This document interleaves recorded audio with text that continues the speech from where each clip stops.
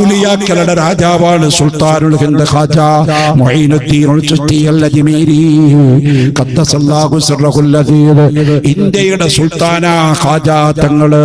ഇന്ത്യയുടെ പ്രധാനമന്ത്രി ആരാണ്? മോഡിയാണ്. ഇന്ത്യത്തെ ആദ്യത്തെ പ്രധാനമന്ത്രി ആരാണ്? പണ്ഡിറ്റ് ജവഹർലാൽ നെഹ്റുവാണ്. ഇപ്പോഴത്തെ പ്രധാനമന്ത്രി ആരാണ്? നരേന്ദ്രമോദിയാണ്. ആവട്ടെ, ഇന്ത്യ ഭരിച്ച എല്ലാ പ്രധാനമന്ത്രിമാരും, ഇന്ത്യ ഭരിച്ച എല്ലാ പ്രസിഡന്റുമാരും സിയാറത്ത് ചെയ്ത ഏക മക്ബറ ഏതാണ്?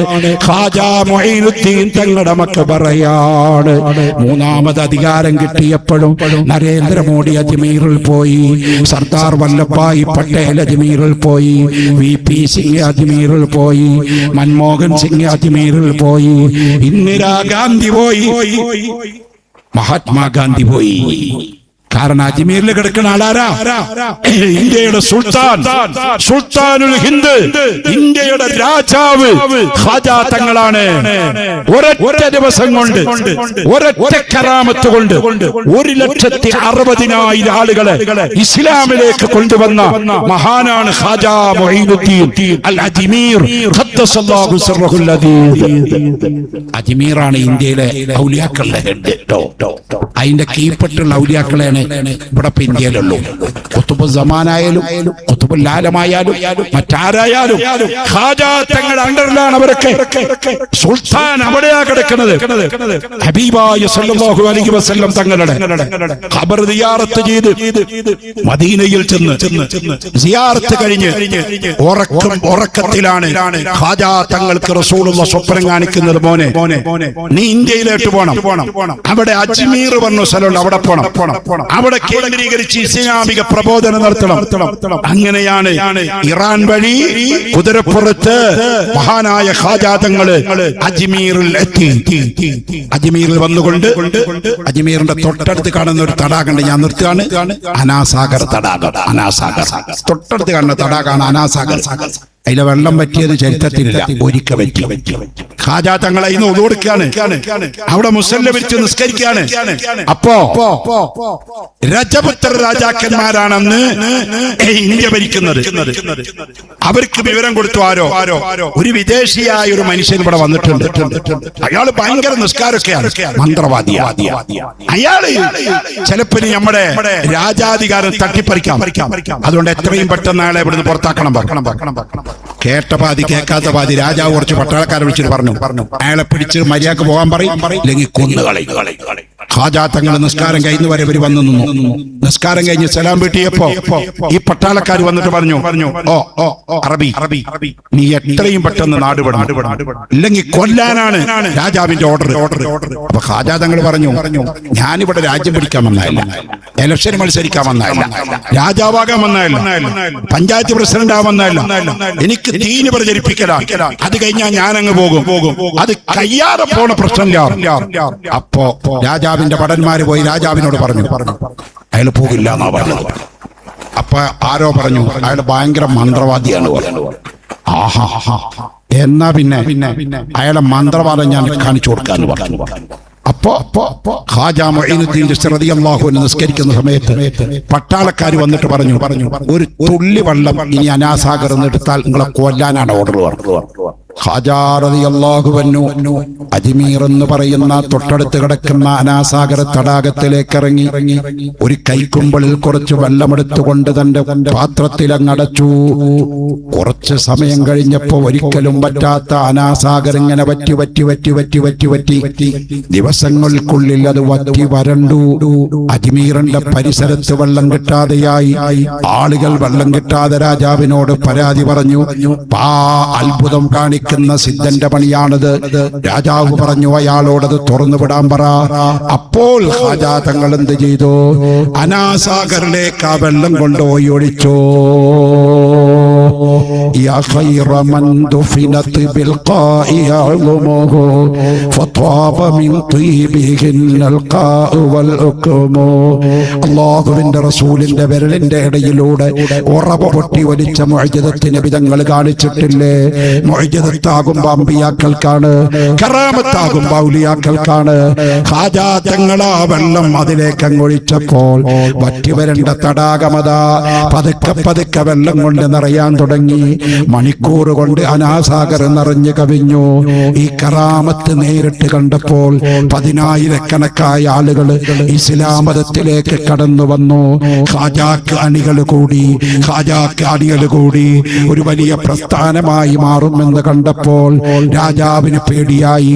ഈ ഖാജ തന്റെ ഭരണം തകർക്കോ, ഖാജ തന്നെ തകർക്കോ. അപ്പൊ ഖാജ തങ്ങളെ തോൽപ്പിക്കണം. അതിനടുത്തളവ് രാജാവ് പ്രയോഗിച്ചു. ഇയാൾ ഭയങ്കര മന്ത്രവാദിയാണ്. അതുകൊണ്ട് മന്ത്രവാദം കൊണ്ടേ ഇവനെ തോൽപ്പിക്കാൻ പറ്റുമോ? യുദ്ധം ചെയ്ത് പറ്റില്ല. അപ്പൊ അന്ന് ഇന്ത്യയിലെ ഏറ്റവും വലിയ മന്ത്രവാദിനെ പിടിച്ചോണ്ടോ ഒരു മന്ത്രവാദിനോട് പറഞ്ഞു, ഈ അജ്മീറിലിരിക്കുന്ന സിദ്ധണ്ടല്ലോ, അയാളെ മന്ത്രവാദം ചെയ്ത് കൊല്ലണം. അങ്ങനെ കൊന്നാൽ ഈ ആവശ്യപ്പെടുന്നത് മുഴുവൻ തരാന്ന് പറഞ്ഞു. ഖാജ റളിയല്ലാഹു അൻഹുവിന്റെ അടുത്തേക്ക്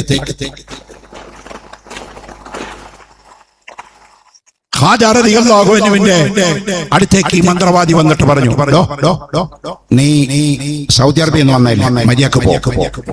അപ്പൊ ഖാജ തങ്ങൾ പറഞ്ഞു, ഞാൻ പോകാം, ഞാനിവിടെ കുടികെട്ടി താമസിക്കാൻ വന്നിട്ടില്ല. പക്ഷേ എന്റെ ദൗത്യം പൂർത്തീകരിക്കാതെ പോകില്ല. ആരാധനയ്ക്ക് അർഹതയുള്ളവർ അല്ലാഹുവാണ്. അന്ത്യപ്രവാചകൻ മുഹമ്മദ് മുസ്തഫ സല്ലല്ലാഹു അലൈഹി വസല്ലം അല്ലാഹുവിന്റെ ഹബീബാണ്. അത് പ്രചരിപ്പിക്കല എന്റെ ലക്ഷ്യമുള്ളൂ, വേറൊന്നുമില്ല. ഞാൻ രാജാവിനോട് എതിർക്കാനില്ല, രാജഭരണം പിടിക്കാനില്ല, യുദ്ധത്തിനില്ല. എന്ത് പറഞ്ഞിട്ടോ ആ മന്ത്രവാദി സമ്മതിക്കില്ല. മന്ത്രവാദി പറഞ്ഞു, എന്നാ പിന്നെ നിനക്ക് നിർപ്പത്തരാം. കൈ ഒരറ്റടി അജ്മീറിന്റെ 4 ഭാഗത്ത് കാണുന്ന പർവ്വതത്തിലേക്ക് നോക്കിയിട്ട് വിളിച്ചോ, അഗ്നി വരട്ടെ എന്ന് പറഞ്ഞു. പെട്ടെന്ന് തീ ഓടിങ്ങി വന്നു. ഖാജാ തങ്ങളെ വിഴുങ്ങാൻ അജ്മീറിന്റെ പർവ്വതത്തിൽ നിന്ന് തീ ഇങ്ങോട്ട് പടർന്ന് പന്തലിച്ചു വന്നപ്പോ ഖാജാ തങ്ങളുടെ മുരീദന്മാര് പറഞ്ഞു, തങ്ങളെ നമ്മളെന്താ ചെയ്യാ, തങ്ങളെ നമ്മളെന്താ ചെയ്യാ, തങ്ങളെ നമ്മളെന്താ ചെയ്യാ. ഖാജാ തങ്ങളൊന്നും വേണ്ടിയില്ല. തീയും അടുത്തടുത്തടുത്തടുത്ത് വന്നപ്പോ ഖാജാ തങ്ങൾ വലത്തെ കൈയെടുത്തങ്ങ് കാണിച്ചിട്ട് പറഞ്ഞു, യാനാറു കൂനി ബർദം വസലാമൻ അലാ ഇബ്രാഹീം. ഈ ആയത്തോതിയിട്ട് കയ്യങ്ങ് കാണിച്ചപ്പോ ആ തീ പെട്ടെന്ന് അണഞ്ഞുപോയി. ഒന്നാമത് മന്ത്രവാദി തോറ്റപ്പോ രണ്ടാമത്തെ വിദ്യവനെടുത്തു. അജ്മീറിന്റെ കുന്നിലേക്ക് നോക്കിയിട്ട് പറഞ്ഞു, വാ വാ വാ വാ വാ വാ വാ. കയ്യങ്ങ് കാണിച്ചപ്പോൾ വലിയ തലയുള്ള പാമ്പുകൾ ഇങ്ങോട്ട് ഓടി വന്നിട്ട് ഖാജാ തങ്ങളുടെ നേർക്കതാ ചീറിപ്പാഞ്ഞു വരികയാണ്. ഖാജായുടെ മുരീദന്മാര് പറഞ്ഞു, തങ്ങളെ പാമ്പ് കടിച്ച് നമ്മളൊക്കെ മരണപ്പെട്ടു പോകോ. ഖാജാ തങ്ങൾ പറഞ്ഞു, മിണ്ടാതിരി. ആ പാമ്പുകളെ ഖാജാ തങ്ങളുടെ അടുത്തങ്ങ് വന്നപ്പോൾ ഖാജാ തങ്ങൾ എന്റെ കയ്യങ്ങ് നീട്ടിയിട്ട് പറഞ്ഞു, ബിസ്മില്ലാഹില്ലദീ ലാ യദുറു മഅ ഇസ്മിഹി ശൈഉൻ ഫിൽ അർളി വലാ ഫിസ് സമാഇ വഹുവസ് സമീഉൽ അലീം. സകല പാമ്പും ചത്തു വീണു. മൂന്നാമത്തെ അടവിനോട് ഈ മന്ത്രവാദി പറഞ്ഞു, ആഹാ, എന്റെ 2 ഇന്നെ തോൽപ്പിച്ചില്ലേ, ഇതിൽ നിന്റെ അവസാനം കുറിക്കാം. ആ മന്ത്രവാദി എന്ത് ചെയ്തു എന്നറിയോ? പെട്ടെന്ന് ആകാശത്തേക്കാണ് പറന്നു. എന്നിട്ട് ഖാജായുടെ തലക്ക് ഭാഗത്ത് ഇങ്ങനെ മുകളിൽ കൂടെ പറക്കാ, ചിറകില്ലാതെ. എന്നിട്ട് എന്ത് ചെയ്തു? വലിയ കല്ലെടുത്തിട്ട് മുരീദന്മാരുടെ മണ്ടക്കിടുക. ഖാജാ തങ്ങളെ വൃത്തികെട്ട നിലക്ക് തുപ്പുക. ഇതൊക്കെ ഇങ്ങനെ ചെയ്യാൻ തുടങ്ങി. ഖാജ റളിയല്ലാഹു അൻഹു എന്ത് ചെയ്തു? അവിടുത്തെ കാലിൽ കിടക്കുന്ന ചെരുപ്പ്, ആ കാലത്ത് ഈ ചെരുപ്പെല്ലാം മരത്തിന്റെ ചെരുപ്പാണ്. മെഗടി എന്ന് പറയുന്നു. നിങ്ങളൊക്കെ പലരുടെ വീട്ടിലുണ്ടാവും. വല്യപ്പട്ടിരുന്ന ചെരുപ്പുണ്ട്, മരത്തിന്റെ ചെരുപ്പ്, മെഗടി എന്ന് പറയും മലയാളത്തിൽ. ഇവിടെ എന്താണെന്നറിയാം, ഐ ഡോണ്ട് നോ. കർണാടകയിൽ എന്താ പറയുന്നത് എനിക്കറിയത്തില്ല കേട്ടോ. അങ്ങനെ ഒരു ചെരുപ്പുണ്ട് പഴയ കാലത്ത്. ഉദൂർത്തൊക്കെ വരിക ഈ മരത്തിന്റെ ചെരുപ്പിന്റെ മുകളിൽ. ആ ചെരുപ്പാണ് ഖാജാ തങ്ങളുടെ കാര്യമൊക്കെ എടുക്കുന്നത്. ആദ്യം എടുത്തിട്ട് പറഞ്ഞു, ആ മന്ത്രവാദിയുടെ മണ്ടക്ക് പോയിട്ട് അടി തുടങ്ങി. അവന് പറക്കാൻ പറ്റാതെ കീപ്പട്ട് ചാടി. അവൻ കഥാ കൂപ്പ് കയ്യോടെ വന്നിട്ട് പറയാണ്, ഞാൻ തോറ്റുപോയി,